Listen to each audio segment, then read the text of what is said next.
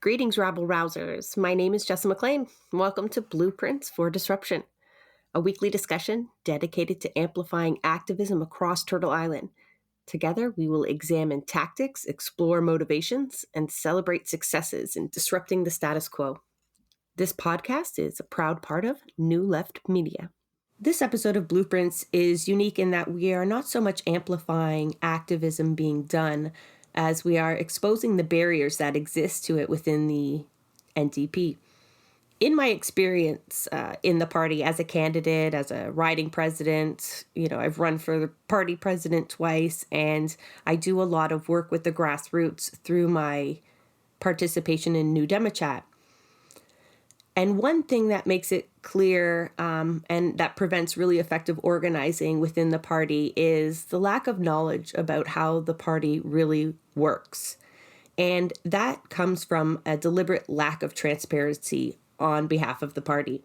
We initially tried to record a single episode of what it was like to advocate within the NDP and to push for change within the party, but we simply couldn't fit it all in one episode. So we've started with this, and it's focusing specifically on the candidate selection process by the Ontario NDP.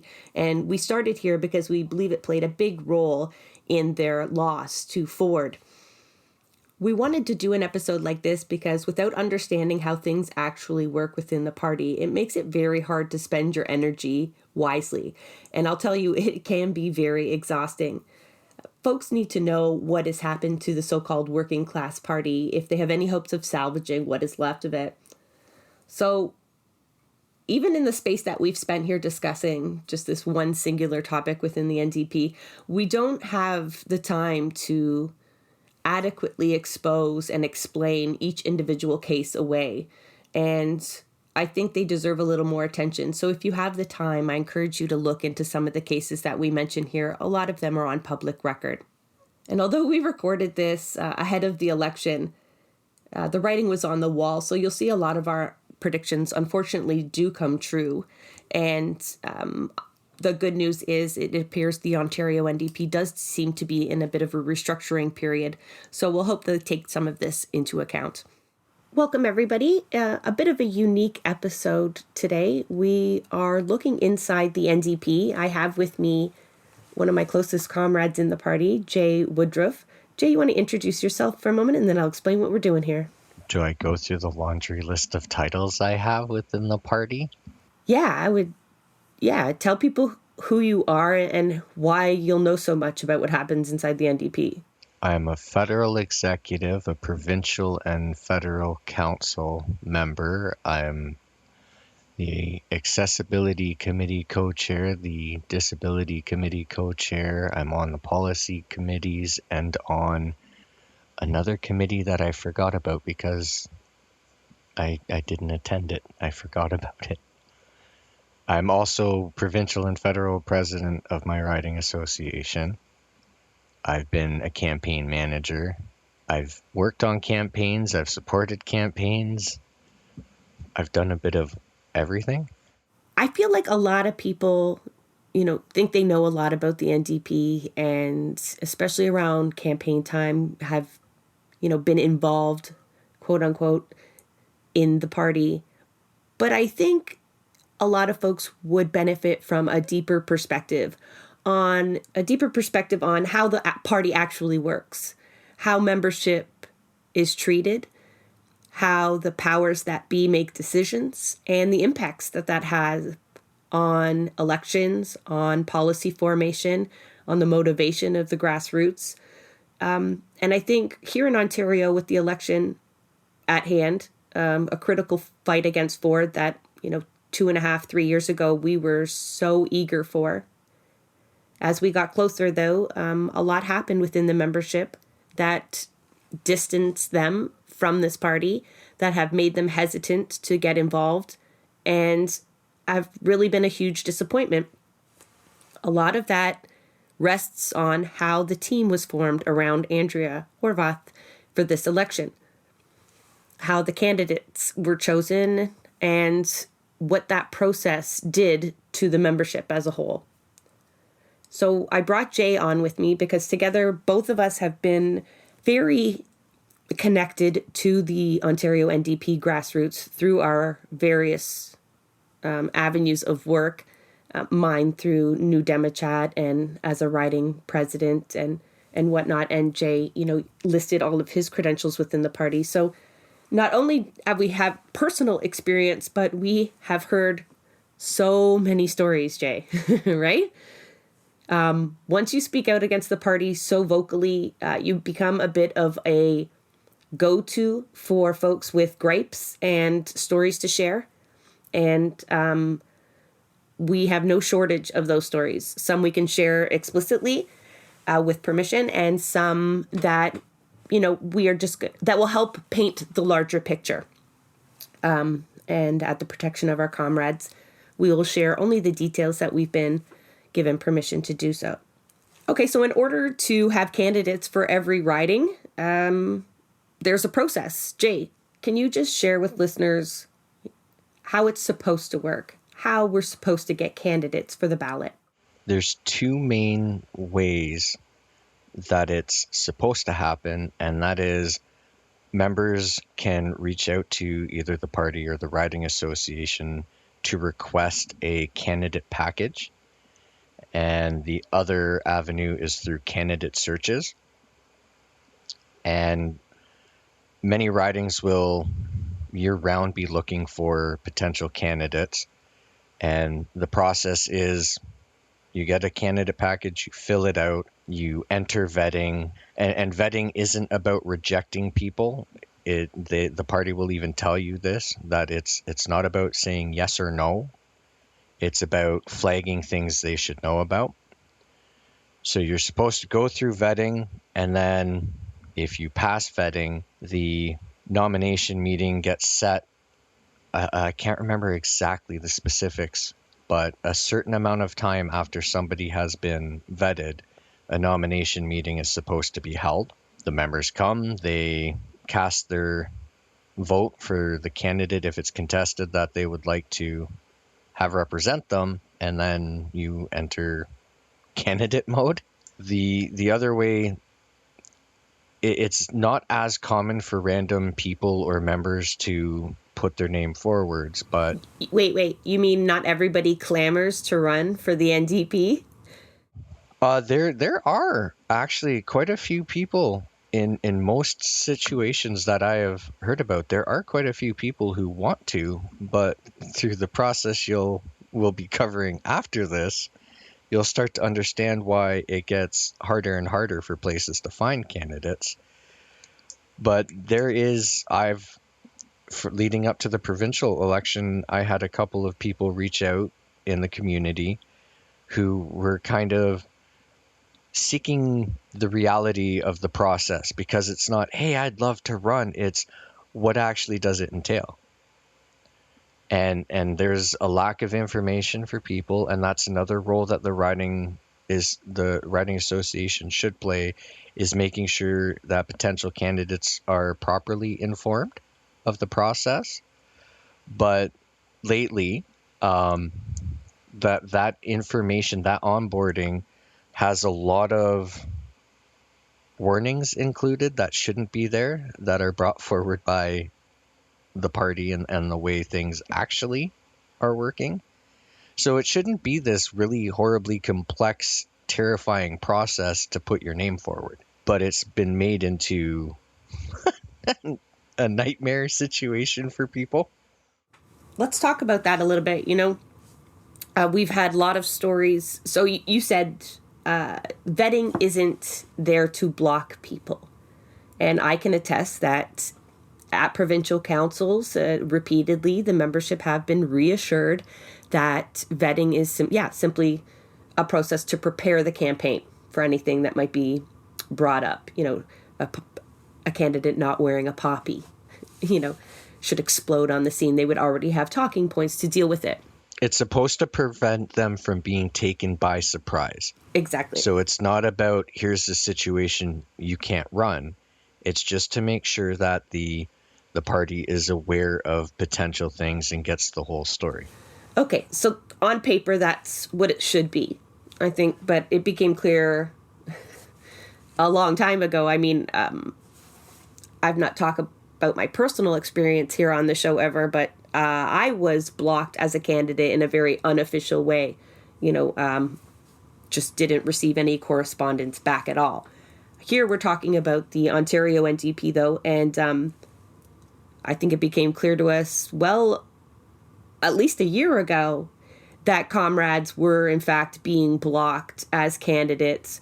Some were given clear reasons, some cloudy reasons. And I think people would be shocked at the level to which the candidate selection process has been completely manipulated from the top down. The local teams have been essentially removed from the process altogether. So we'll give many, many examples throughout this episode, some very specific examples and differing tactics on how it was done.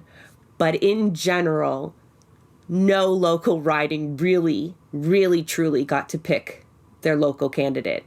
How many ridings do we have? I think it's 122. I believe that's right. We've got a list now that's, I think we're at 23 ridings that came forward to us in some way or another, or public to the media, on goings on that either were not above board or, regardless, really upset the membership.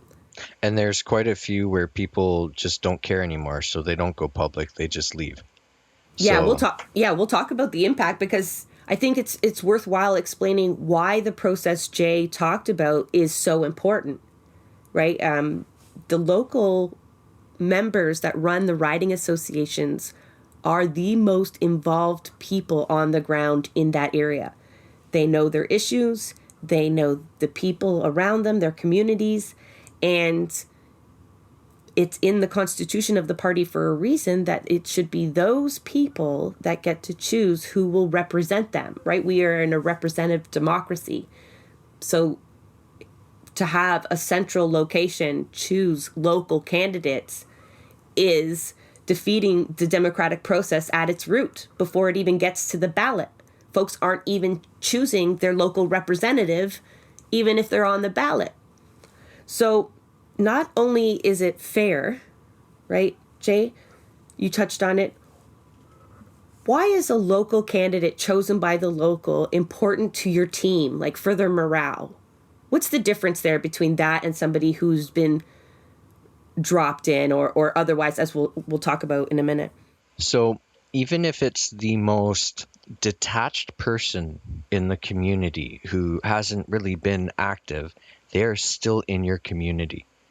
Right away, you have a connection to that person. They live where you live. They care about your life. So a riding association picking who represents them, it's truly about, it's not about the party. It's not about even being interested in the campaign. It's, if this person gets elected, I want to make sure that that person in power in our area actually cares. So there's the actual connection to where you live, and then this is someone who you could, I know in some really dense cities and that it's maybe not as likely, but for a lot of the ridings, this is a person you see in your riding. This is a person you bump into at the store. Like the connection, the community that surrounds that person is a huge driving force going into a campaign. When you have someone who is more involved in the community, then like the impact on the riding and the campaign and just the vibes and the feeling, it completely changes. I think like anybody who's working on a campaign right now or, coming out of it, knows the amount of work that has to go in as well. And a lot of that work is unpaid labor. If you're going to demand unpaid labor from people, they need to be motivated, right? And coming in and railroading them and putting them to the side, telling them their voice doesn't matter, their choice in candidate doesn't matter, it demoralizes them. right? They don't want to work really hard for that candidate. They don't want to spend their free time in the summer pounding on doors rather when they could be with their families, with their friends, doing the things that they need to do. So I can speak from my local, the morale of dropping a candidate in, whether they live in the riding or even whether they don't live in the riding. I think it's that slighting of the local and of the work that's been done by the local that really damages the campaigns. You can have a great central campaign, but you literally have to go to people's doors and get them to the polls. Quite often driving them to the polls, knocking on their door, reminding them it's E-Day, it's advanced. You need people to do that. You need people that are willing to do that because they're inspired. And so I think, like with all the things the NDP does, this manipulation of the local process, I think, has had the most devastating impact on membership morale. So, Jay, let's talk about the vetting specifically. We've seen people blocked. Can you list some of the reasons you remember people being blocked as candidates? So when you're talking about being blocked, they're doing it two ways, because they're refusing to give packages to people, which means they're not even vetting. They're not looking into these people. They're just a hard no. And then people who have been in vetting, another way they block them is by not actually completing the vetting. And then the third way is, well, you failed vetting. And why are people failing vetting? All the reasons that I've heard is you're not francophone, you're not diverse enough, you called Doug Ford a murderer, alluding to social murder, you've spoken out about the party or policy or a caucus member, you haven't towed the line enough, you haven't,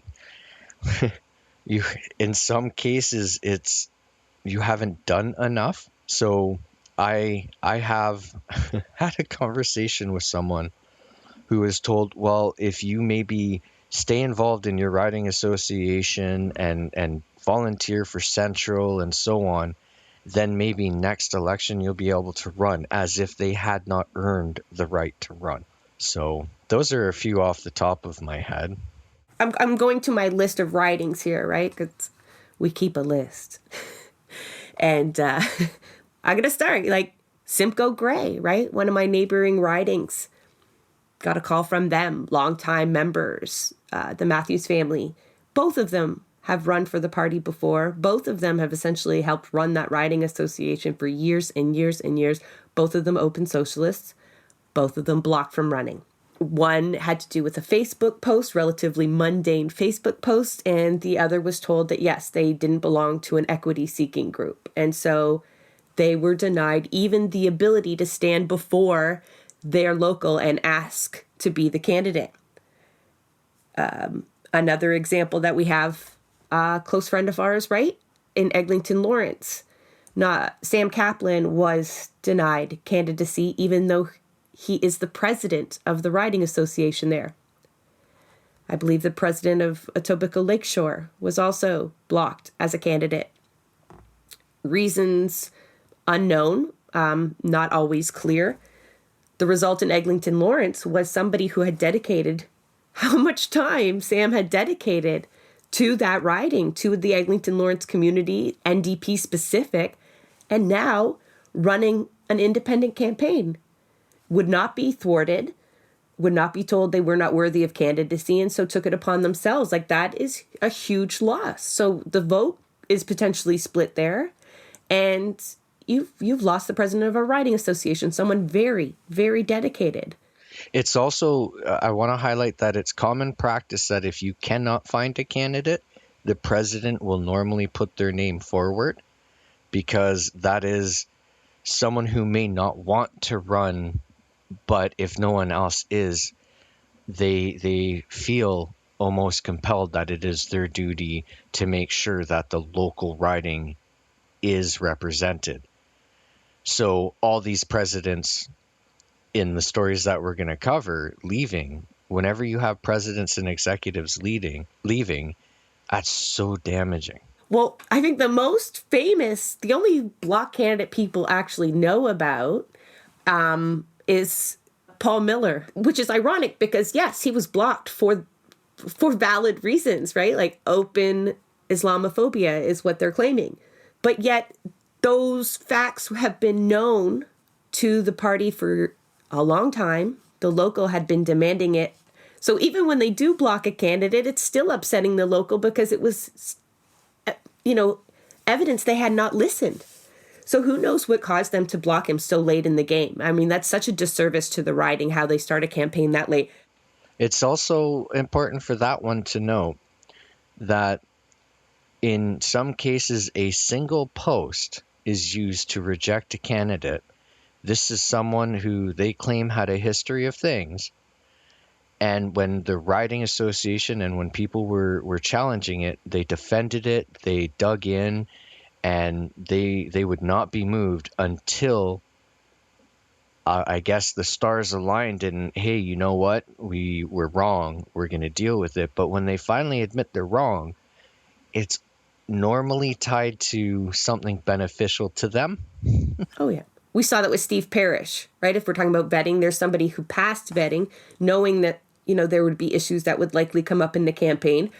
And it took massive amounts of resignations in the ONDP, right? We saw executives from other ridings step away in demands. We saw them hold steadfast in their decision. Lucy Watson assured us that they had made the right decision there. And then, enough, again, open public pressure is the only thing that moved the party, which is so very common with us. Oxford, the riding of Oxford and Stormont, Dundas, South Glengarry both saw prominent members blocked suspiciously without justice, and their riding associations walked away. We have issues in Guelph reported to us, where a staggering amount of people seem to be really excited about running in Guelph. Like, I would love 9 people to come forward to run in the riding. Imagine And a 9-person contested nomination. How healthy and amazing that would be. And what is going on in Guelph where 9 people want to run, and by the time we get down to the nomination meeting, it's 1. But we saw a lot of that, didn't we, Jay? Where, because we have a lot of meetings amongst ourselves. That would horrify headquarters, but we do. And people were excited, right? We had a lot of riding presidents going, we've got 2 candidates, we've got 3 candidates. And we were like, this is great. Like, people really want to step up in the fight against Ford. Like, you guys are going to have nomination races. That's exciting. You can raise lots of money and create new members. But by the time it got close, it was always just 1 left. The thing about Guelph is, think of the process that would happen if those candidates or those people seeking the nomination all got the package and got vetted and got the ability to seek the nomination. That is 9 people going out and recruiting members, recruiting donations. It would be such a huge force. The NDP would overwhelm the riding. And then it's dwindled to 1.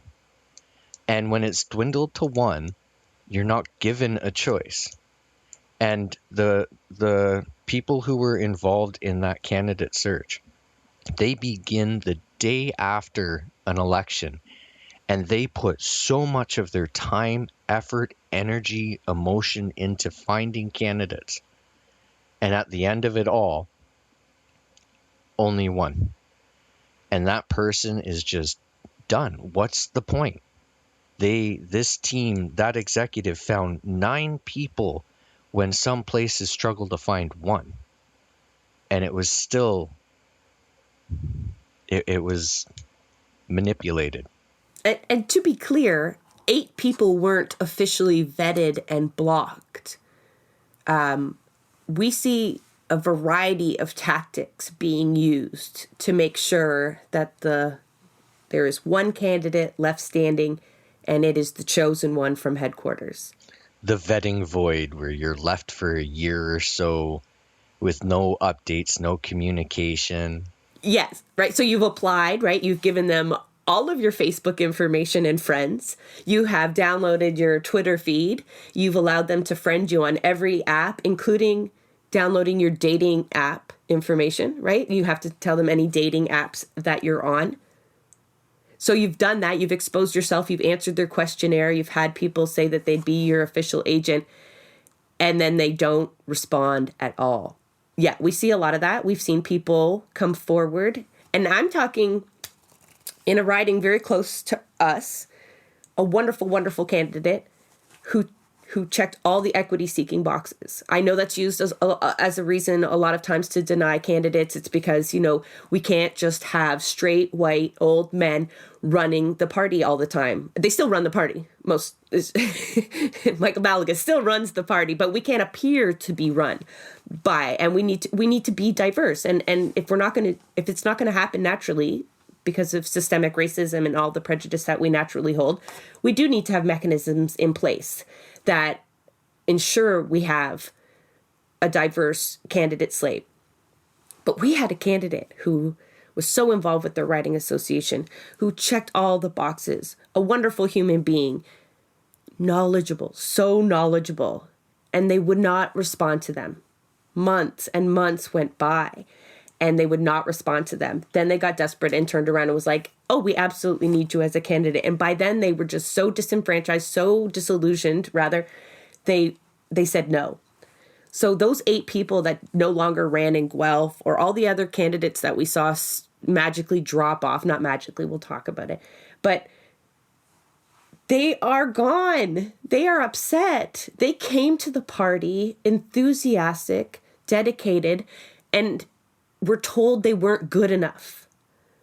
And there's a lot of people whose dream it is to be a candidate, to be an MPP, and they are being told by 2 people. We are told as members, it is 2 people within our party that get to decide who gets to pass vetting and who does not, who gets candidate packages, who does not, who gets a nomination meeting date and who does not. 2 people decide that within our party.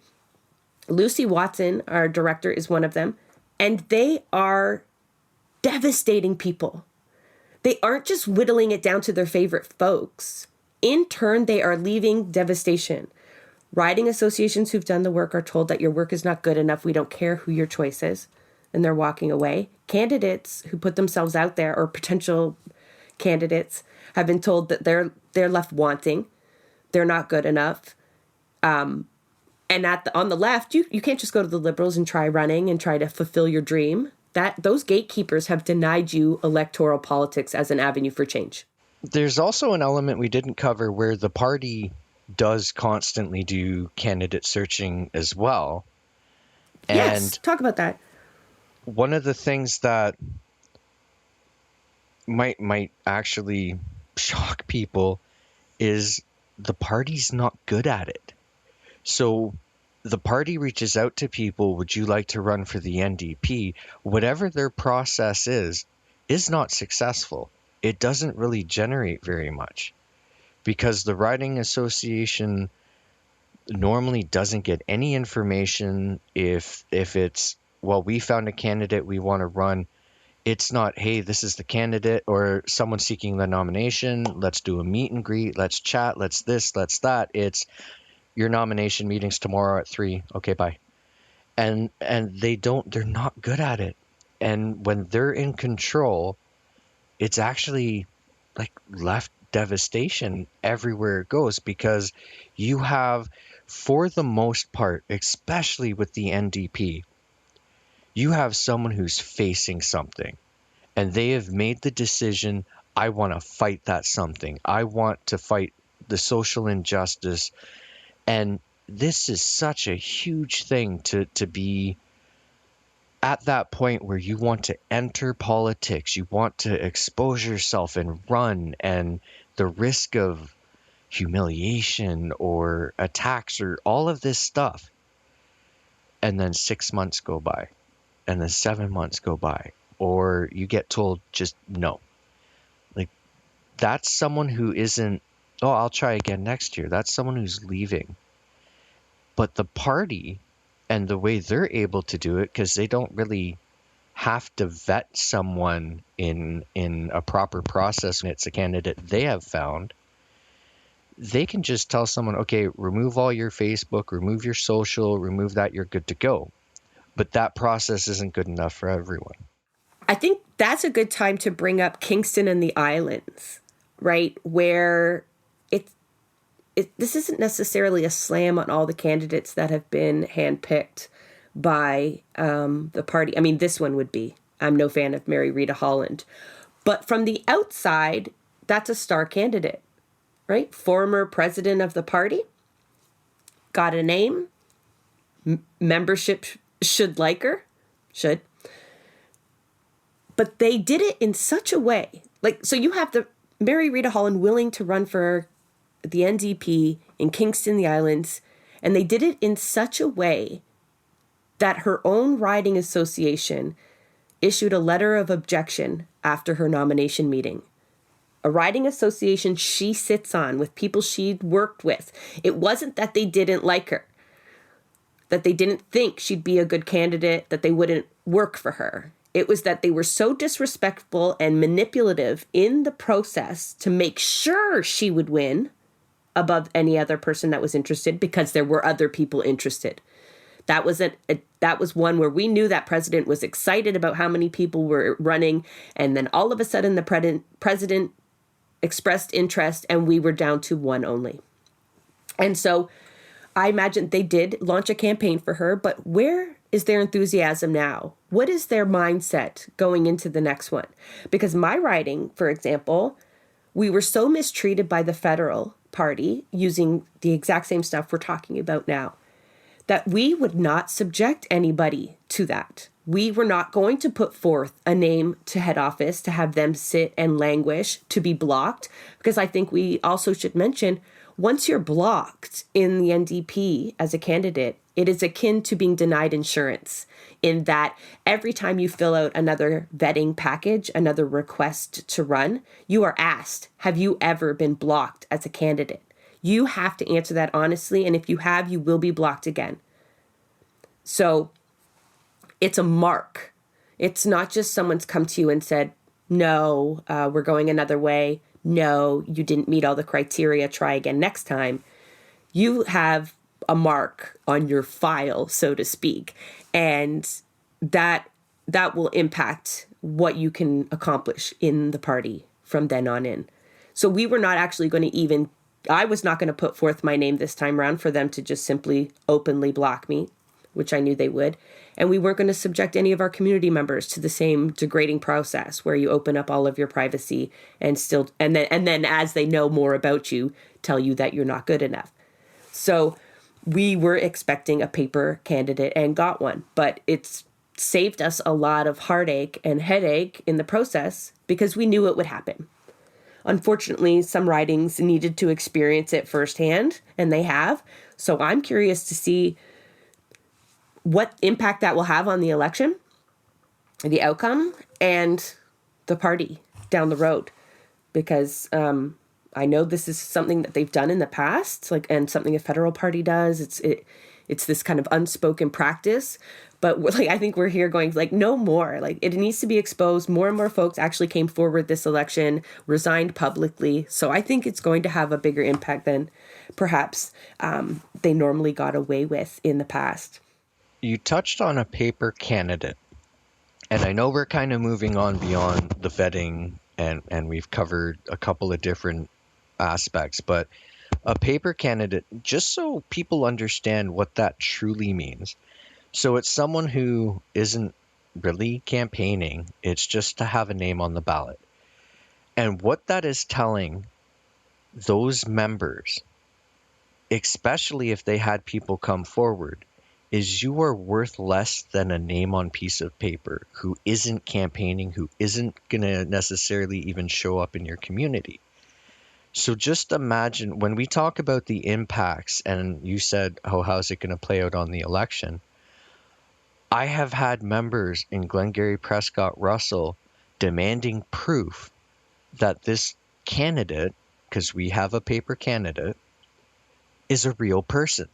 So during an election, a couple of days before an election, I have members and people in the riding and even media trying to reach out and go, who is this? What is this? What's going on? Where are they? And it's so damaging. No, a name on a piece of paper isn't. I would rather not have a name on the ballot to show people, well, I need to be the one to come forward instead of no one who came forward over the last couple of years is worth more as a candidate to this party than a name on paper. So it's everyone views it as, oh, that's a good tool. No, it's actually damaging because I have spent this campaign or this election not helping a campaign, but doing damage control in my riding association and with media, local media relations and stuff like that. And it's because they determined that people who came forward in our riding weren't weren't better than a name on a piece of paper. And what's so classic though is how we're going after PCs for not being at debates.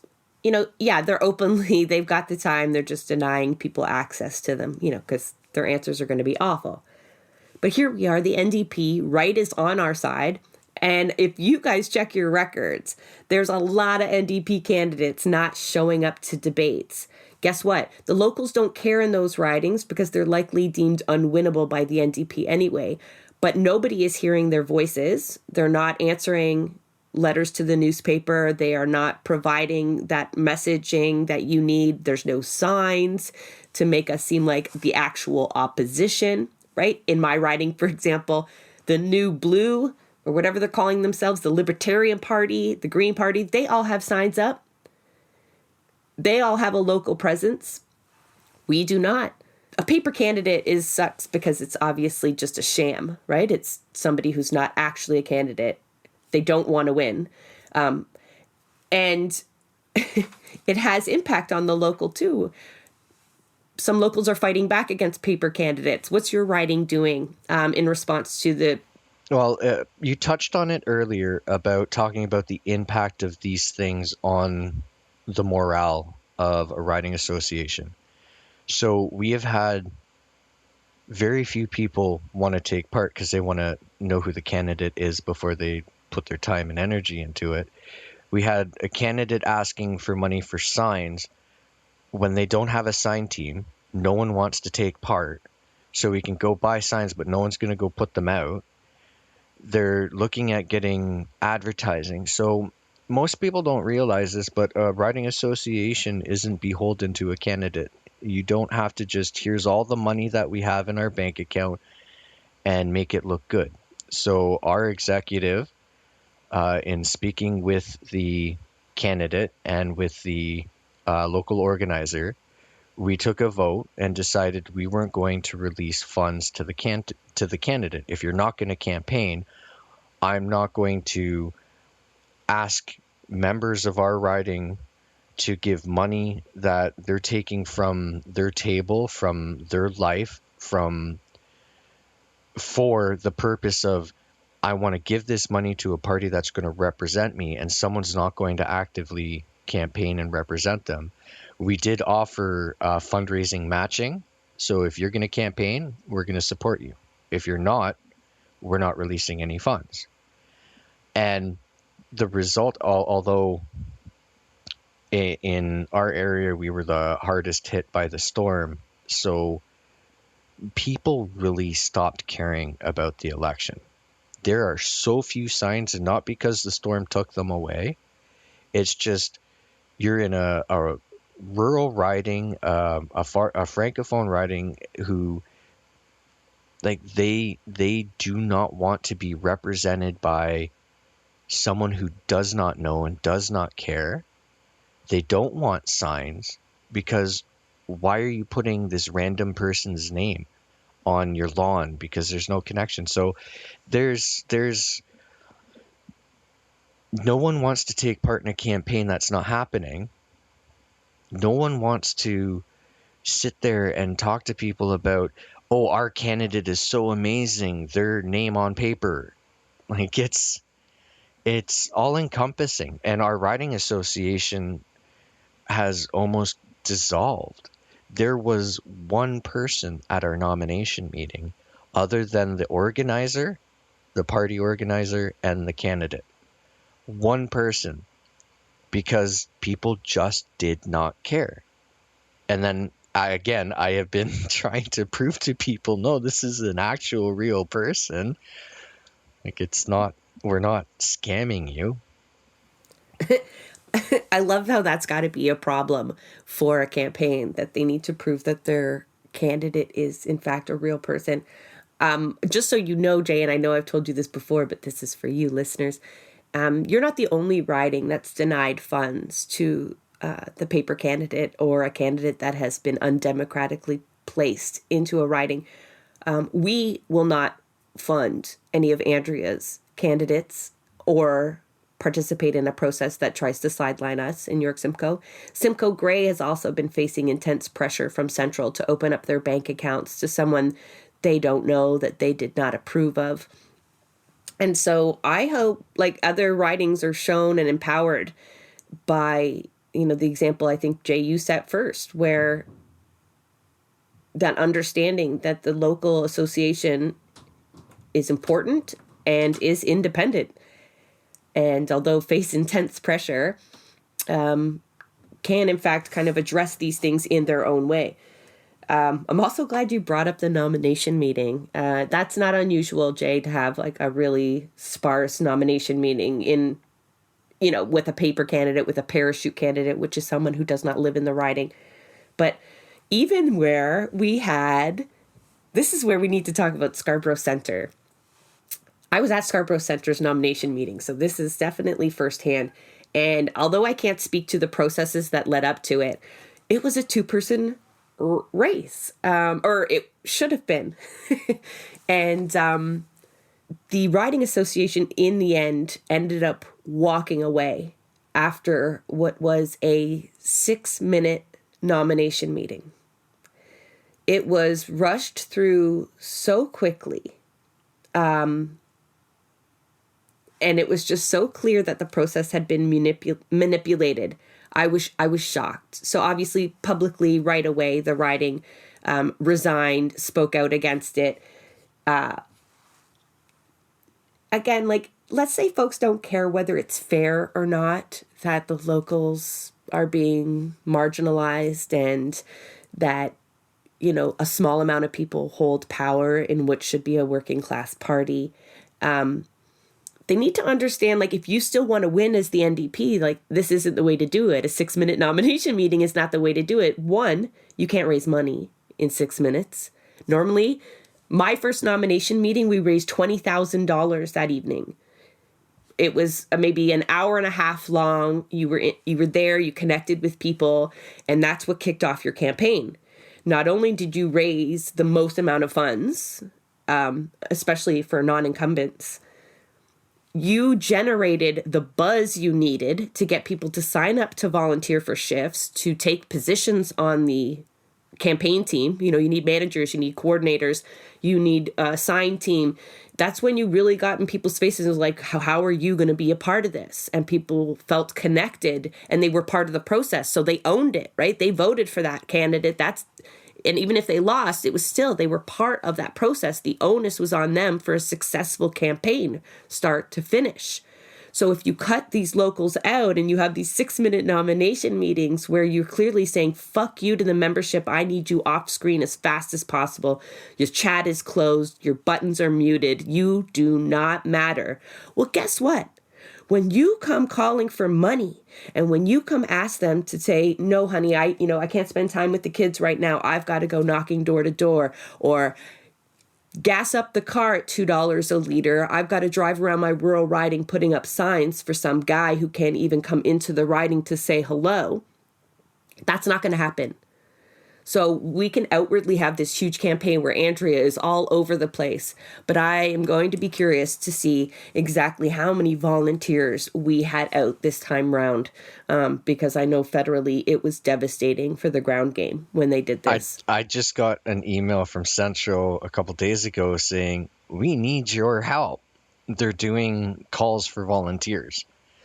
So something else that you touched on that I'd like to point out. It is very easy to tell honest nomination meetings. One, they do last more than 5 minutes. They're not chaired by the Two, party.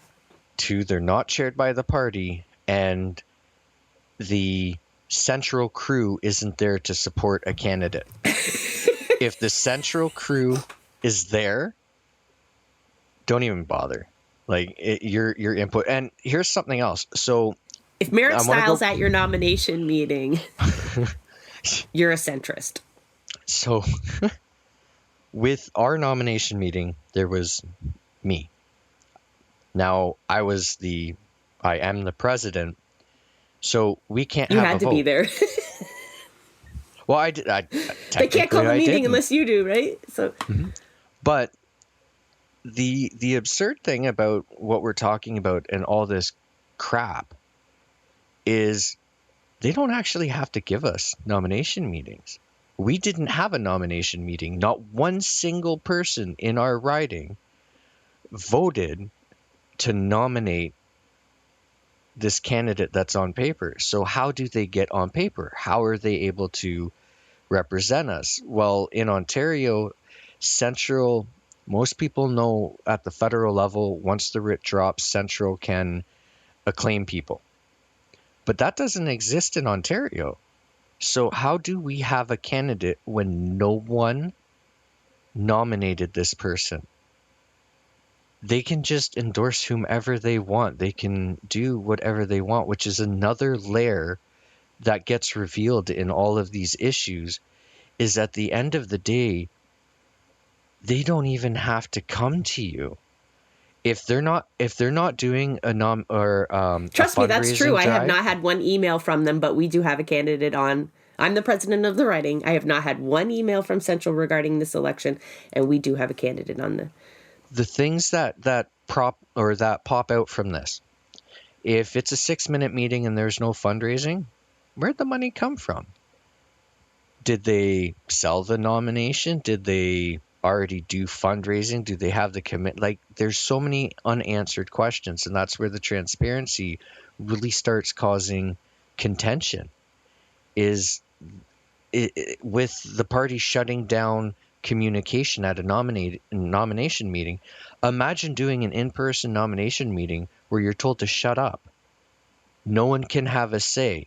And no fundraising, right? Okay, bye. And yeah. Bye. No drinks or refreshments. Out, out, out. That's something that's funny about it is Host because has ended the meeting. yeah, it's been Zoom. So the party has absolutely abused we have to go, we have to use the Zoom for another thing. Or just a whole list of different things. And it's funny because it's normal now for these things. So members aren't allowed to speak.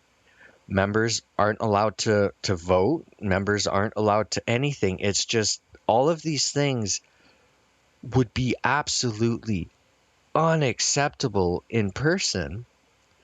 So they have utilized Zoom to have an extra layer of control of these situations. But again, it leaves so many questions, and the party's never going to answer those questions. They always like to hide behind privacy, but as a president, I know who my members are. I know who has active memberships. I know who has lapsed memberships, but I'm not allowed to know how the party is communicating with them, what they've done. Like, they give us no information as riding presidents to then go forward and do our duties as riding presidents. So it's not just the direct damage. There is a stink that is left that pulls from.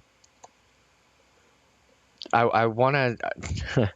I hate the term orange wave because an orange wave is a natural thing that comes from the memberships, comes from community.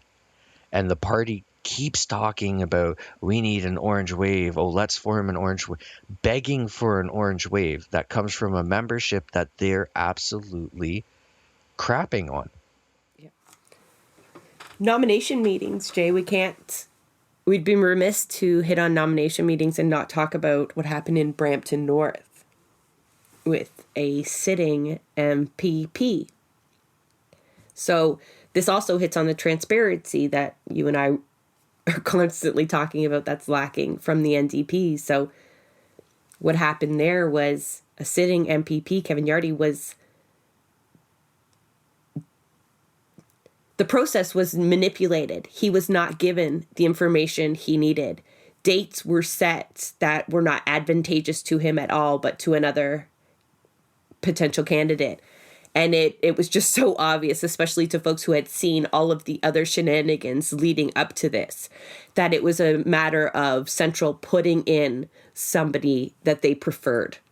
It wasn't a lapse. And that's, Jay and I deal with this so often, where folks see mistakes made by the party. Outwardly, they appear like mistakes, whether it's a botched convention or Paul Miller or Steve Parrish, and it's like, oh, it's supposed to be some sort of learning process for them. All the time, it is intentional. It is a manipulation of the process. It is a prioritization of control over access every single time. The Kevin Yardy, Brampton North, that was not a mistake. Those Brampton ridings, I cannot emphasize enough how tightly controlled the membership lists are for those ridings. Same with where Andrea is in Hamilton. There is no way a nomination process ended up like that without the say-so of Central. They 100% control everything from the day that the nomination happens to who can sit at that meeting to what the membership looks like and who can get that membership list. And it was all done on purpose. I mean, I know Kevin is sitting out there knowing that this happens. This isn't news to them, but I think a lot of people give the party a pass a lot, thinking, we just don't know what we're doing. Unfortunately, they do. They 100% do. And I think, we talked a lot about the impact, how it's bad for the ground game. We've seen bad press, right? A lot of those public cases that we talked about did hit the media. They made us look inadequate, incompetent. So why, Jay? Why do they spend so much effort? And this is a party that doesn't have tons of resources, right? In comparison, why do they spend so much effort with so much negative impact on the membership just to make sure they get a certain candidate? What's the big deal here? I want to say before we move on from it with the Yardy thing, a lot of people have been trying to figure out that whole situation. And the only reason that I can see that they would wait as long as they did to do this and how they did it is because they know a lot of people were going to donate to Yardy's campaign. So if you delay it, you're getting all those donations from those people and all those signups for the people getting ready to work an incumbent's campaign. And they do it at the last minute. That's the one thing that I can see with that. And when you talk about the why these things happen, one thing that I've noticed is they don't like candidates who outshine the leader. So if there is like this absolute all-star, if they can't tame them and get them to fall into a support role of, oh, Andrea is the most amazing, all love the leader, and so on. If they're going to pull spotlight, that's actually viewed as bad. If they have, we don't have enough transparency to know the actual metrics they use, but they have preferred candidates. In our riding, we have a specific incumbent. That is someone that this riding has elected. They want to find the NDP version of that someone. That's another reason they do these manipulations, is because they're trying to give you the alternate option or alternative option to an incumbent. So when you say incumbent, though, you're talking about a liberal or a conservative. Yeah, other parties. Yeah. So when they're doing that, you can have 9 people come forward in a riding, but if none of them are like the person who just got elected or the last person to get elected, that could be enough for them. I'm very confused about why it's done this way because first off, how well has it worked for us? How often have we as NDP members been helping this party form government? Well, never. Like, not never, but it's been a very long time Feels like because never. because no matter how much we care, no matter how much we're involved, when you have these situations going on, it's almost like a sleight of hand where the party has their own campaign, their own version of the party, and then they let the members think that they have this version of the party. And there is no payoff. I don't see if there was a payoff, we would have formed government by now. Okay, so here's where I'm going to chime in on that because I think your answer is too wholesome for me. So because in a way you're kind of saying like, but they think they've got a formula to win, and so they're trying to find that I'm next MPP, right? Like find that mold that works for the Liberals and the Conservatives, that kind of bland, usually white, so that and put them in front of voters. Maybe they won't notice the difference because our messaging doesn't sound all that different anyway, right? So, but that's too no. That's giving them too much credit and thinking they think like us and they actually need to win in the same way that we need a progressive party to win. Their lives don't depend on it in the way a lot of other people's do. So I just wish people would. I'm sounding kind of a little pompous here. In my opinion, these folks don't care if we win. They care about keeping their jobs and they care about their hold on power. Okay, so then you're like, well, if you keep losing elections, how can you stay in power?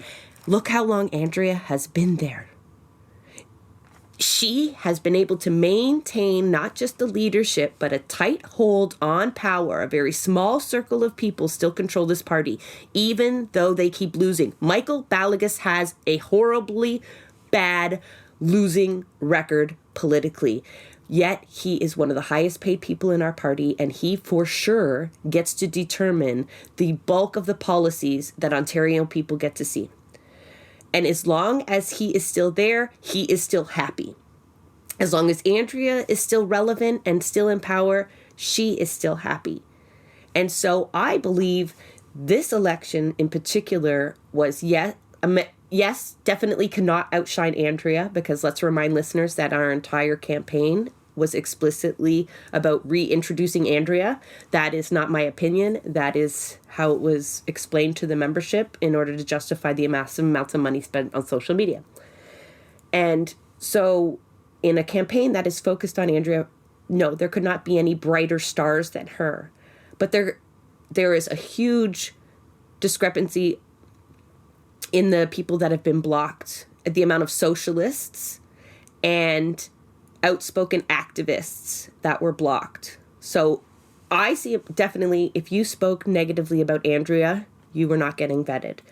If you spoke negatively about the ABA industry, which is what our entire autism file hinges on, you were blocked by the party. Many, many, many socialists were blocked by the party. And so I think it's an attempt to solidify Andrea's position with friendlies, fulfill favors. I think we saw a lot of friends of staffers ended up candidates, right? A lot of spouses of people who work with Andrea and really tight friends from the federal party circle ended up candidates. So it was Andrea, Michael, Lucy trying to solidify power. And because there's no other explanation. Because the federal party just did the same thing and lost so bad.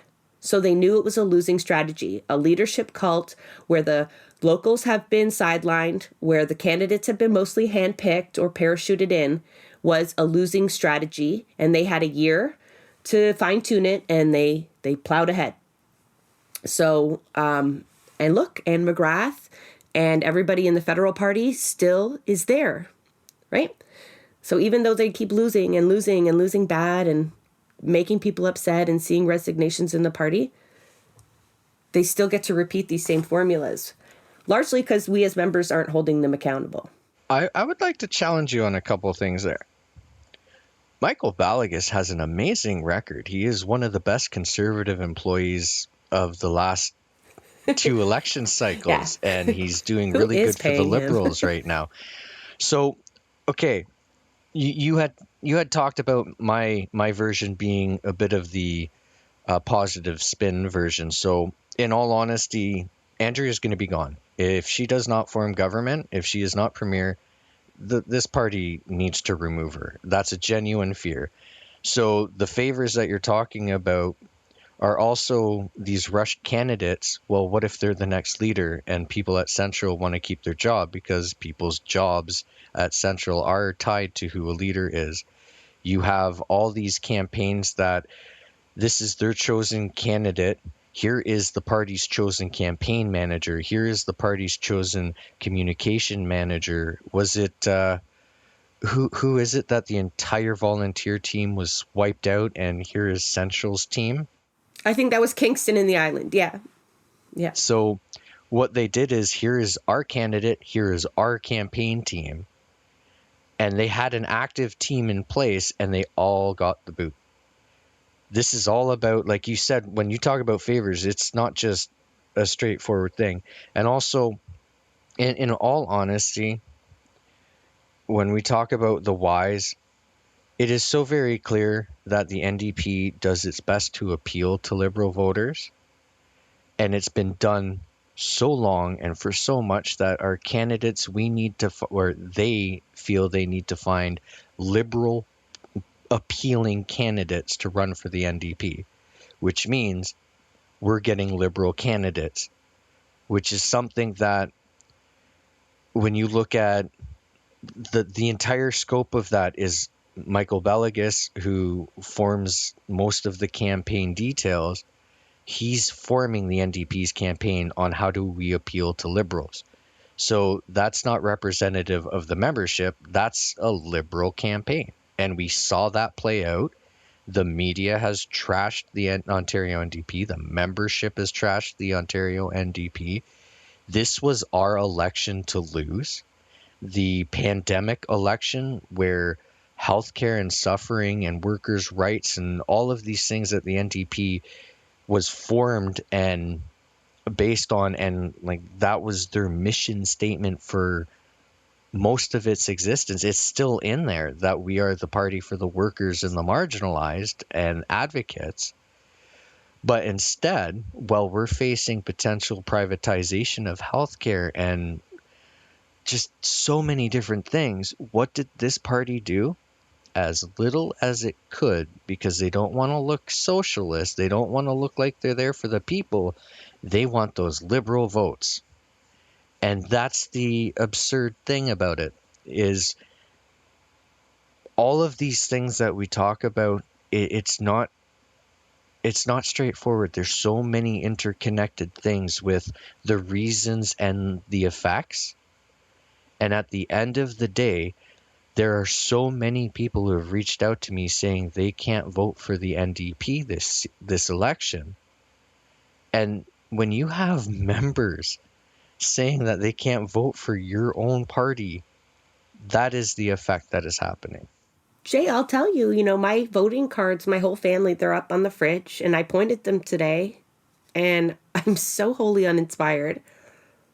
I have a paper candidate, and my husband is obviously very angry at the way that they've treated me personally, right? Like, that's how partners work.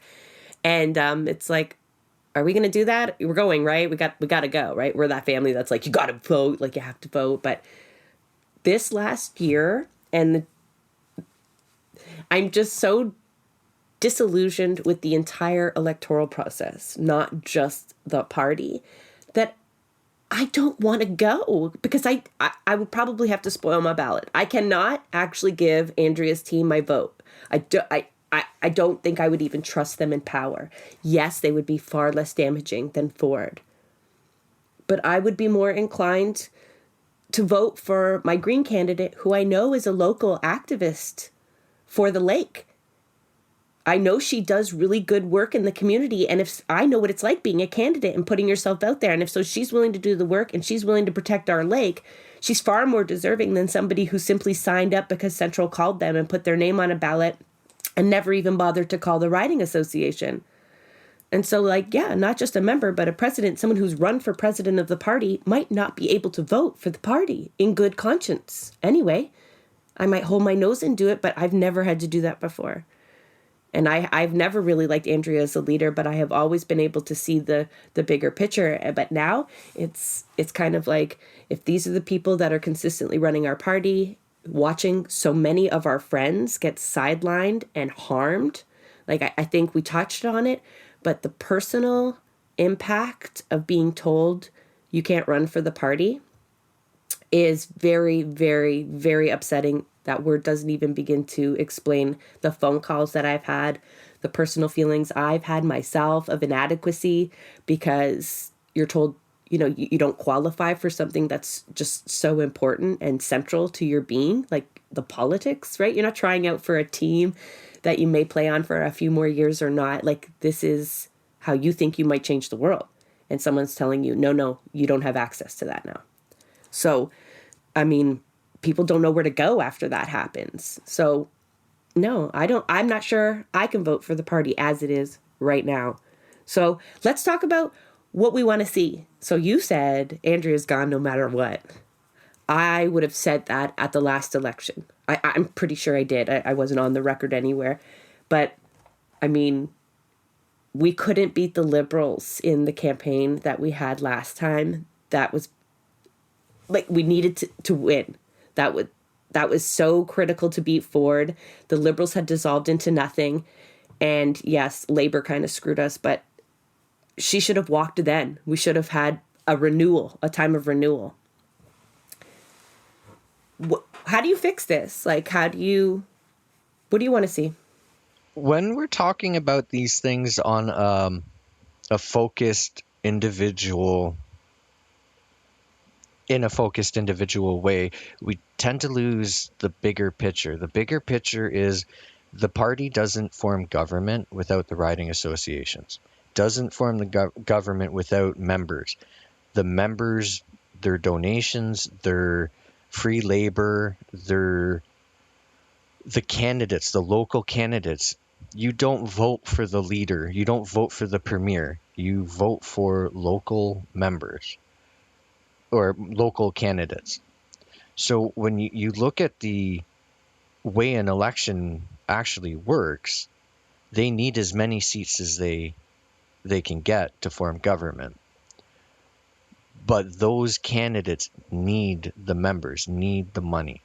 So the reason we're not going to form government, and I hope that it's so weird because, like you said, my life will definitely get worse if the NDP is not going to form government, but will it get better is a question I have. So what I would like to see is the people who fund this party do 90% of the work, the executives who do all the administrative work and spend their life, their physical, mental, and emotional capital and financial capital on this party, start getting the power they're supposed to have, because it's not about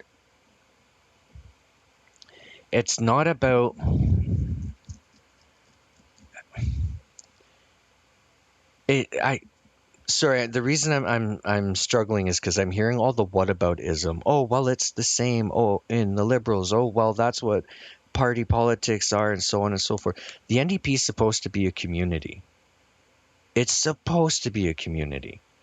At the local level, at the regional level, at the every level, it's supposed to be a community. there's no community here.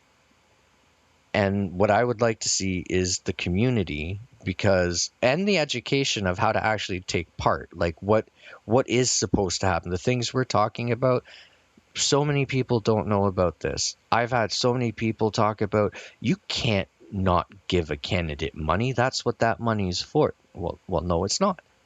So they don't educate people. They don't inspire, empower, connect people. Everything we've talked about, finding good candidates, having healthy contested nomination meetings, having a lot of funds, having resources, having wins in forming government, does not happen without the community. And that's also known as the grassroots. So I would like to see the members go, enough of this. This is actually our party, our work, and our money pay for Central to be our administrators, not our controllers. So that's what I'd like to see, is the members realizing that you're not hurting the party by speaking out and fighting this. You're actually more likely to form government if the members say enough of this. Absolutely. I mean, one of the key points, like, I know we like to brag about our fundraising records that we break, and Ontario NDP has actually done quite well in fundraising this last quarter. But I mean, in the end, what we need is not even just a win in a single province at the election, right? We need a political revolution. And if you're putting people in power that operate in this way, right? So not even can you logistically get it done, because you don't actually have the amount of staff required to win an election, right? To get the things done that need to happen. But you don't have the legitimacy either, right? Because you're not a voice of the people, clearly, right? The locals mean nothing.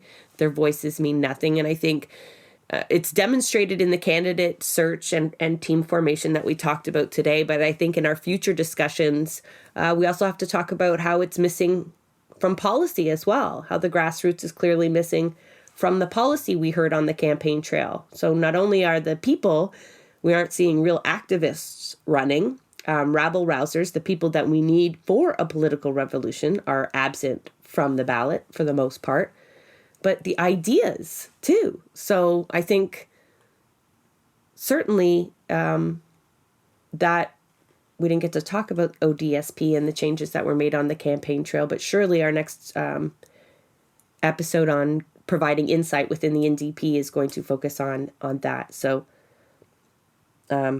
personally, I agree with you, Jay, and you know this. I mean, we tried to, I used the past tense there, that's awful, but with New Demochat, that's exactly what, we were trying to do, is create a community that could understand the processes of partisan politics, could more easily access it, and then they wouldn't be so dependent on Central, would understand their own power. And so when stuff like this happens, could rise up and stop it and provide something different for voters. I think if they had seen a rebellion within the NDP before, while there was still time to do something about it, we would have inspired a lot of people who don't hear their voices at all on the campaign trail, who Michael Balagas has not even polled.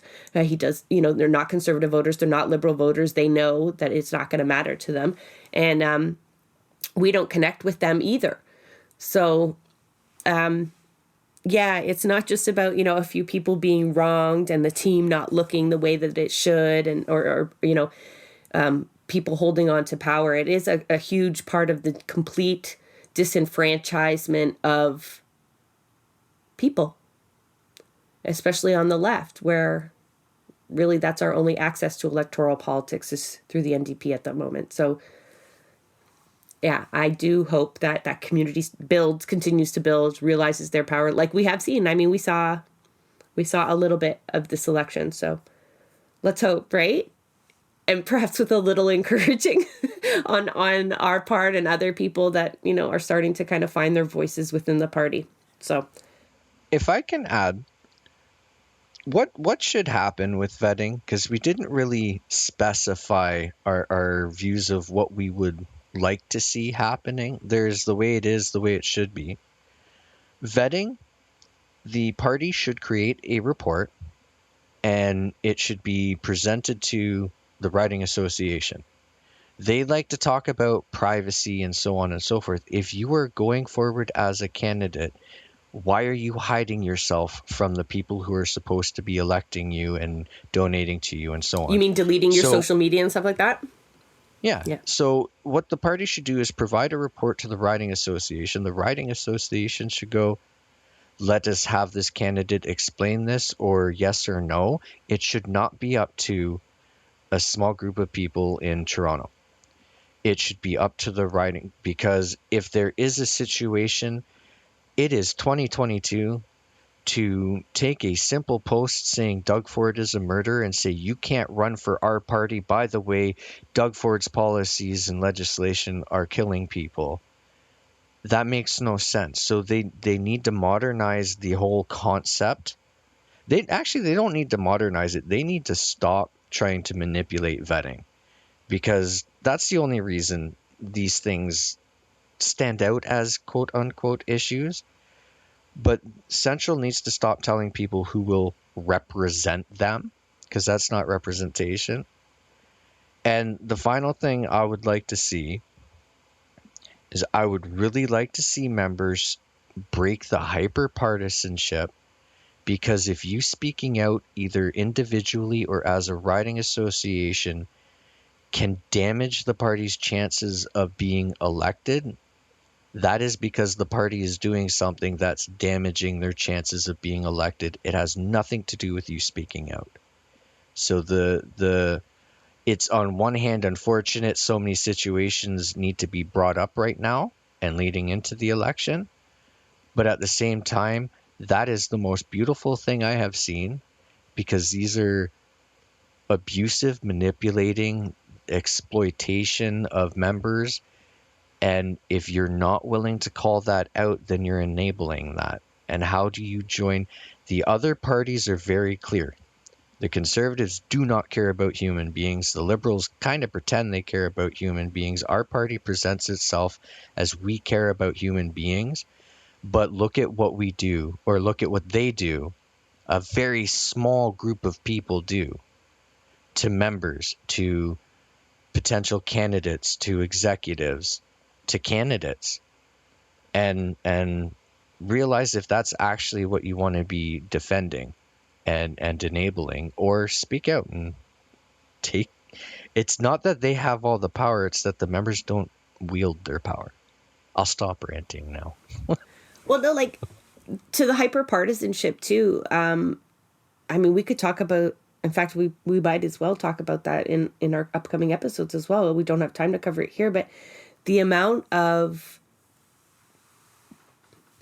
hypocrisy within the grassroots is very troubling. What I mean is, we're a party of activists, mostly, right? People that want change. That's our platform, our progressive change. We don't appreciate top-down power. If we did, we'd be conservatives. So to say, well, all parties act that way and this is how parties need to do it to win. No, that's how they need to do it to win. They are appealing to people who believe in that kind of top-down power, who think that that's how we should operate as a society, right? And we didn't get involved with the NDP because we believe in those kind of power systems. We got involved in the NDP to tear those fucking systems down. So then when we're faced with those, it's no wonder we walk away in droves, because it feels bad, it looks bad, and the hypocrisy that I'm talking about are the same activists that know, should another party behave this way, they would expose it. Should their employer be behaving this way, we would ask employees to expose it, to unite together, speak against it, withdraw their labor until something changes. But when it's in our party, it's like, oh, well, no, we can't do that. That would hurt the bosses, right? That would hurt the bosses. But it's because our future is so wrapped up, or we think it is, and it's not. So what I would like to see is people to just let go of this desperate idea that your future does rest in electoral politics, because look to BC, look to Alberta, who have had recent NDP governments.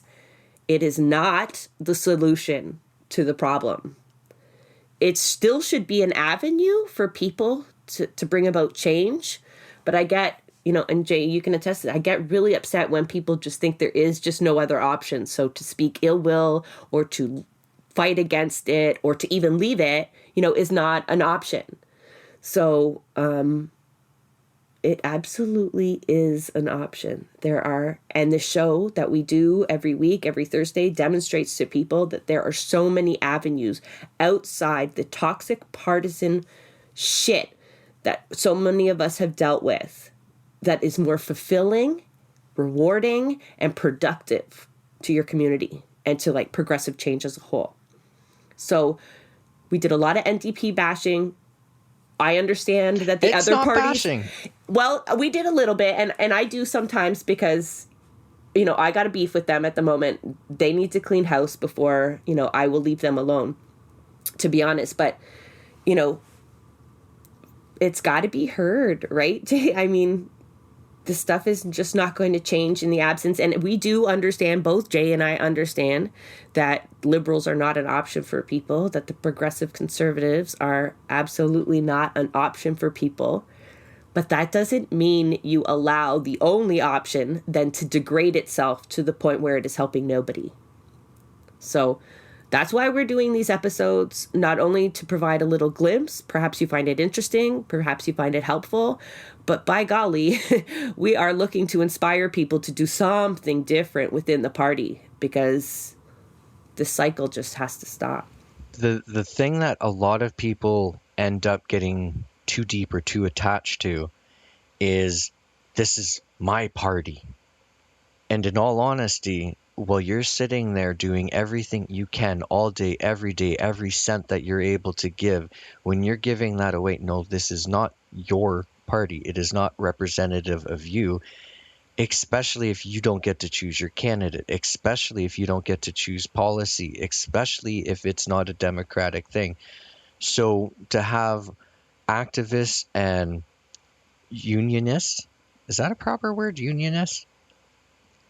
So to have these people who are so very well aware of the need to fight against the things attacking workers and attacking people, and then to campaign on that, like those other parties are doing these things.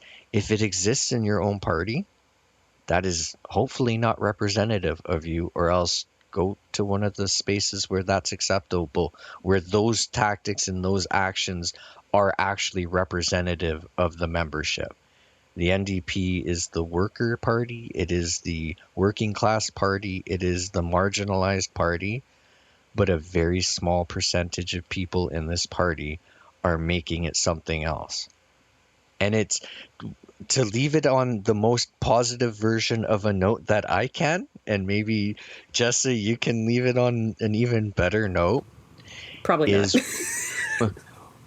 All the things we're talking about, and it is not to me bashing to if the truth hurts and the truth needs to be said, like it deserves to hurt, right?